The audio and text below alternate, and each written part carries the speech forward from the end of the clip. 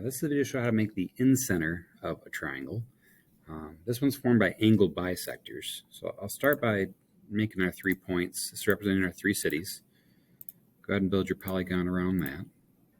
And then you should build this to scale. So use your tools you have for angle finding to measure your angle. You can measure your triangle on your screen.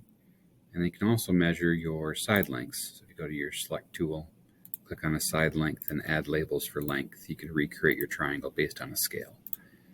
Once you've built your triangle, you can always move it around and adjust your measurements.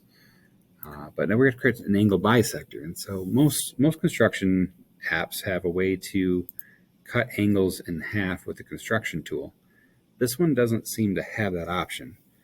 So we're limited on what our options are. One way we could do it, we could measure it, and then we could measure some sort of ray here and measure that angle until it breaks it in half. Actually, that might not be a bad way to go about it. I can grab this angle and then I just have to move that point until I get half of my measurement. So let's choose a nice number, whatever number it ended up being, and I'll just pick out 25, and that's an angle bisector then. That's not a bad way to go. There's more traditional ways to do it. I think actually it's probably the most intuitive way to do it. We'll stick with that. So I'm going to measure my other angle, and I can break that one in half.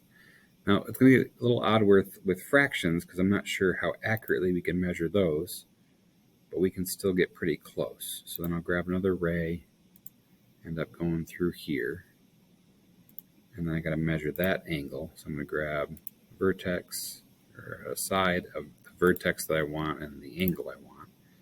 45 is pretty close to being half of 91. Remember, it's 45 and a half I want, but I really can't get 45 and a half. So I hit 45 and go a touch more, and I'm assuming that's 45 and a half, and I hope that's actually what's going on there. So actually these two intersections would be enough to create that incenter.